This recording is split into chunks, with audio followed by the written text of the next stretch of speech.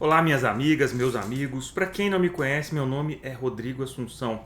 Eu sou professor, sou também juiz de direito no estado de Minas Gerais. Hoje eu começo esse novo projeto que é a postagem de conteúdos curtos que tratam da temática sentença penal condenatória. Muito útil para você que está me assistindo e que presta concursos da magistratura e também para você que se prepara e se qualifica cada vez mais para, por exemplo, ser assessor de magistrado. Então eu vou trabalhar vídeos curtos de 10, 15 minutos no máximo, toda semana às quartas-feiras. Ative aí suas notificações para receber esse conteúdo e espero que ele possa contribuir para a sua formação. Então, sem mais delongas, vamos iniciar hoje as gotas de sentença criminal, começando com as questões prejudiciais e preliminares. Bom, em primeiro ponto, questões prejudiciais são aquelas que vão prejudicar a análise do mérito propriamente dito. Por quê? Porque primeiro eu tenho que decidir se existiu ou não aquele crime. Eu tenho que decidir a respeito da materialidade do crime. Essas questões prejudiciais, elas podem ser homogêneas e podem ser também heterogêneas. As homogêneas vão pertencer ao mesmo ramo do direito da questão prejudicadas. E aí vão ser resolvidas por meio da conexão probatória ou instrumental, aquela matéria lá do direito processual penal. Bom, vamos a um exemplo de questão prejudicial homogênea. Imaginemos a hipótese do crime de receptação. Eu tenho que decidir a respeito da existência de um furto, porque a receptação ela vai necessitar de que o indivíduo que venha receptar aquela coisa tenha consciência, saiba de que ele está adquirindo algo que é produto de crime. Então não tem como eu dizer que existiu uma receptação sem ao menos afirmar que houve um crime de furto ou de roubo ou outro crime qualquer. Muito embora não tenha que identificar o autor daquele crime. Então, por exemplo, o boletim de ocorrência vai indicar a existência de um crime de furto, muito embora ele não tenha sido resolvido. Muito embora não se saiba quem seja o seu autor, mas pelo menos ali já existe a prova da materialidade do crime de furto, para então que eu possa processar o crime de receptação. Esse é um exemplo. Bom, as questões prejudiciais podem ser também heterogêneas. Elas vão pertencer a outro ramo do direito. Vamos imaginar a hipótese em que uma pessoa se casa pela segunda vez. Então, nesse exemplo que eu trouxe para vocês, está tipificado aí o crime de bigamia. Para saber se a pessoa se casou pela segunda vez, eu vou precisar verificar se aquele casamento é válido. Daí eu vou ter que me valer das normas do Código Civil. Eu tenho então uma questão prejudicial heterogênea. Bom, essas são as questões prejudiciais. Elas não aparecem com tanta frequência em provas de concurso, mas podem aparecer, por exemplo, quando existirem 2 ou mais crimes, concurso de crimes. Por quê? Porque o examinador sempre vai buscar a análise da sentença penal condenatória como um todo, com todos os seus elementos. Então, por isso é que a sentença não vai morrer aqui com uma análise de questão prejudicial para não analisar o mérito, com o acolhimento de uma prejudicial. Bom, questões preliminares são aquelas que podem se impor como óbice à resolução do mérito, a exemplo de uma eventual nulidade que acontece no curso do processo. Essas questões preliminares elas podem impedir a análise do mérito ou não. Vamos supor que o réu não foi devidamente citado. Então isso vai impedir a análise do mérito, o processo vai ser anulado, vai voltar lá para trás, o juiz vai ter que dar prosseguimento à ação penal. Ou então que a sentença penal condenatória é nula, ela vai ser obviamente anulada, vai devolver para o juiz da outra sentença. Essas vão impedir a análise do mérito.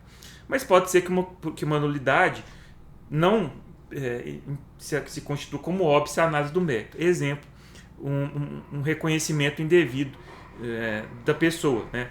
O indevido reconhecimento naquele contexto, se não foi observada a regra do Código de Processo Penal, o que pode acontecer é a absolvição do réu, porque não vai ter outra prova. Então, aí não vai impedir a análise do mérito.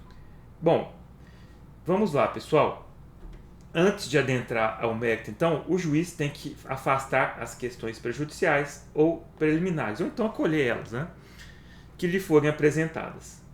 Dentro desse caso, quando houver várias questões prejudiciais ou preliminares, o seu enfrentamento vai seguir a ordem de prejudicialidade, ou seja, a consequência para o processo. Já falei para vocês anteriormente esses dois exemplos. A consequência de uma preliminar que impede a análise do processo é mais gravosa, então ela tem que ser analisada primeiro.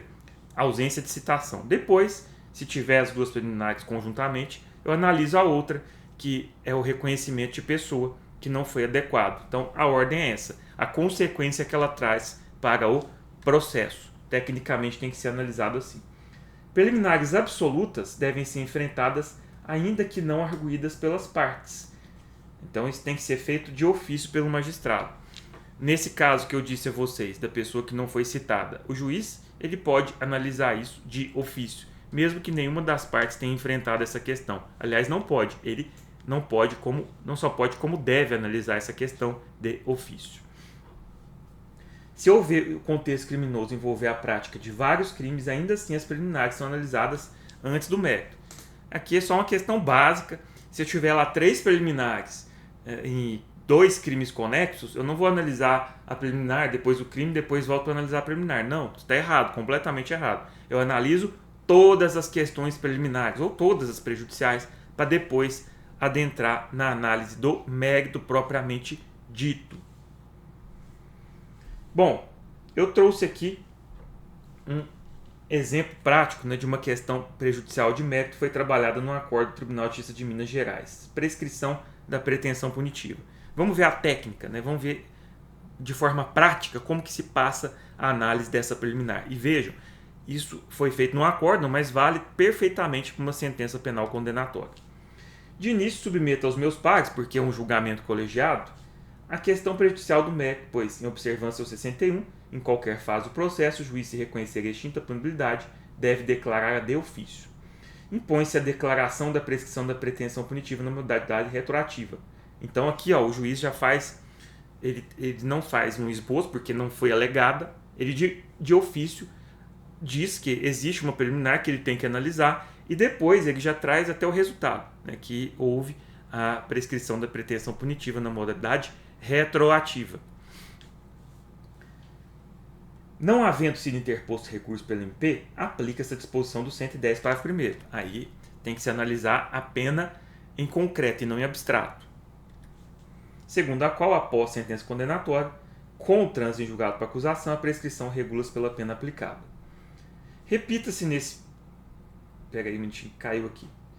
Repita-se nesse ponto que Daniel foi condenado à pena privativa de liberdade de 2 anos, 3 meses e 15 dias de reclusão. Diante da mencionada pena privativa de liberdade, vigora o prazo prescricional de 8 anos. Então, tem que levar em consideração a pena concreta. Se eu pego essa pena e jogo na tabela do 109, o crime vai prescrever em 8 anos. Nos termos do 109.4, que deve ser reduzido à metade em razão da idade do recorrente na data dos fatos. Por exemplo, ele era menor de 21 anos na data dos fatos. Então, reduzindo esse prazo à metade, 115, vai se chegar ao prazo de 4 anos. Prazo prescricional. Atentem-se para um ponto. Dentro dessa técnica de escrita, vejam que o magistrado trouxe aqui sempre os dispositivos legais. E você, candidato, tem que fazer isso na prova. Até porque você tem consulta ao VADMEC, ao Código Penal. Tendo em vista os marcos interruptivos indicados no artigo 117, percebo que entre a data do recebimento da denúncia e a data da publicação da sentença condenatória, transcorreu período, então ela é retroativa, né, entre a sentença e a denúncia, superior a 4 anos. Então tem que se reconhecer a prescrição. Aqui é toda a argumentação, a fundamentação para se acolher essa preliminar. A declaração da prescrição permite que a gente continue ostentando o estágio primário. É uma informação importante, porque ele não pode ser considerado reincidente em razão dessa prescrição aqui que foi declarada.